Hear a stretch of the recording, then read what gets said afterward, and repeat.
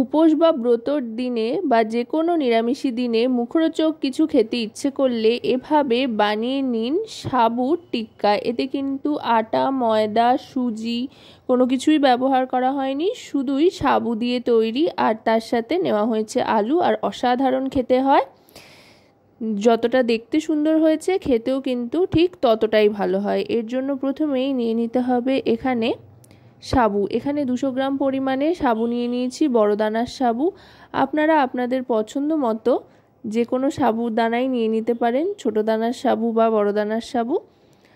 Instant এটা কিন্তু তৈরি হয়ে যায়, সাবু ভিজিয়ে রাখবারও কোনো প্রয়োজন নেই। তবে সাবুটাকে একটু খালি খোলায় হালকা করে ভেজে নিতে হবে। সাবু কড়াইতে দিয়ে কিন্তু নাড়তে থাকতে হবে, খুন্তি থামালে চলবে না। সাবুটা ভাজার পর দেখবেন আরও অনেক বেশি ধবধবে সাদা হয়ে উঠেছে।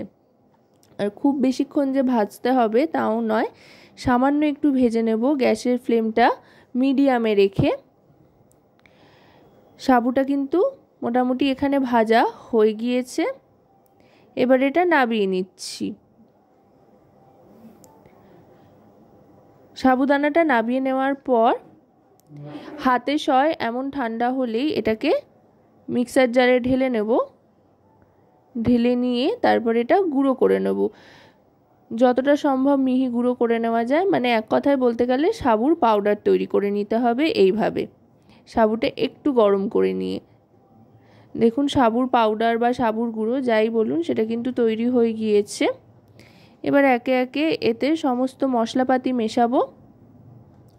একেবারে ঘরোয়া উপকরণে কম মশলাপাতিতেই কিন্তু এটা তৈরি হয়ে যায়, আর খেতেও খুবই সুস্বাদু হয়। প্রথমেই দিয়ে দিচ্ছি সন্দব লবণ। আপনারা আপনাদের পছন্দ মতো যে কোনো সাধারণ নুন বা বিট লবণ যে কোনো কিছুই ব্যবহার করতে পারেন, যেহেতু ব্রত, উপোস বা একাদশী স্পেশাল হিসেবে এটা বানানো হচ্ছে, তাই এখানে সন্দব লবণের ব্যবহার করলাম। এবার দিয়ে দিচ্ছি সামান্য চিনি। চিনিটা অপশনাল, যদি আপনারা না চান তো নাও দিতে পারেন। এবার দিয়ে দিচ্ছি চিলি ফ্লেক্স। চিলি ফ্লেক্সের পরিবর্তে আপনারা চাইলে কিন্তু গোলমরিচের গুঁড়োও ব্যবহার করতে পারেন। আর দিয়ে দিচ্ছি একটু ভাজা জিরের গুঁড়ো। এবার এই শুকনো উপকরণগুলোকে প্রথমে হাতের সাহায্যে মিশিয়ে নেব শুকনো অবস্থাতেই। এবার দিয়ে দেবো এতে আলু সেদ্ধ। 2টো বড় সাইজের আলু এখানে সেদ্ধ করেছিলাম, সেটাই দিয়ে দিলাম। এবার ভালো করে মেখে নেব। এই রেসিপিতে কিন্তু কোনো রকমের জলের ব্যবহার হবে না, আলু দিয়েই কিন্তু গোটা এই সাবুর গুঁড়োটাকে মেখে নিতে হবে। সেই বুঝে কিন্তু আলু সেদ্ধটা দিতে হবে। আলু সেদ্ধটা একটু বেশি পরিমাণে লাগবে। আলু সেদ্ধ দিয়ে ভালো করে মেখে নিচ্ছি। একটা ডো তৈরি করে নিতে হবে, আর চেষ্টা করতে হবে যাতে খুব একটা হাওয়া বাতাস না লাগে, সেদিকে একটু লক্ষ্য রাখতে হবে, তাহলে কিন্তু শক্ত হয়ে যাবে। টিকিয়া বা কাবাব শেপ যেটা দিয়ে নিয়েছি গোল গোল, সেটা দিতে একটু সমস্যা হবে।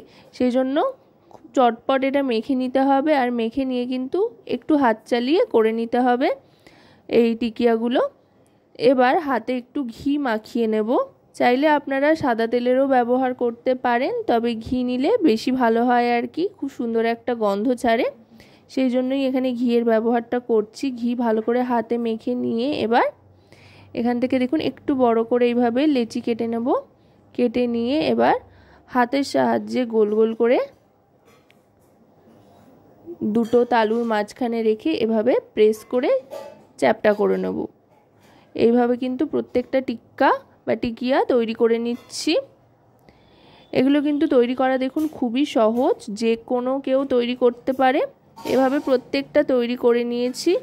এগুলো প্রত্যেকটা তৈরি করে নেওয়ার পর এবার ফ্রাই প্যানে দিয়ে দেব সামান্য ঘি। খুব বেশি ঘিয়ের কিন্তু প্রয়োজন নেই।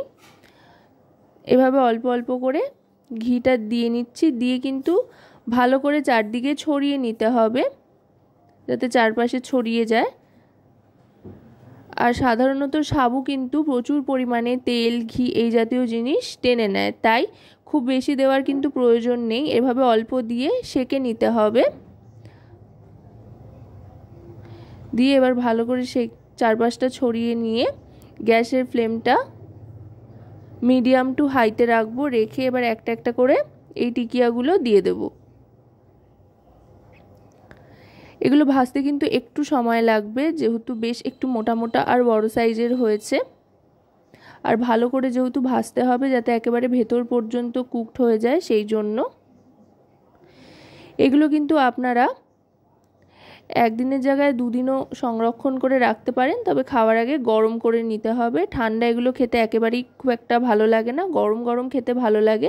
তার জন্য তৈরি করে নেওয়ার পর আপনারা এগুলো এয়ারটাইট কন্টেনারে রেখে দিতে পারেন। খাওয়ার আগে আবার বেশ একটু গরম করে নেবেন বা সেঁকে নেবেন, তাতে করেই দেখবেন কিন্তু খেতে বেশ ভালো লাগছে, মুখের স্বাদও ফিরছে, একটা অন্যরকম স্বাদ আসছে। এভাবে প্রত্যেকটা এপিট ওপিট করে লালচে করে সেঁকে নেব। আশা করব রেসিপিটি আপনাদের ভালো লাগবে। ভালো লাগলে অবশ্যই রান্নাবাটি চ্যানেলটিকে সাবস্ক্রাইব করে লাইক শেয়ার কমেন্টের মাধ্যমে আমাদের পাশে থাকবেন, আর পাশে থাকা বেল আইকনটি অন করে দেবেন সবার আগে সমস্ত রকম নতুন রান্নার নোটিফিকেশান পাওয়ার জন্য, কারণ আপনাদের নিয়ে আপনাদের জন্যই কিন্তু আমাদের চ্যানেল রান্নাবাটি। এবার এই একাদশী বা ব্রত স্পেশাল সার্ভ করে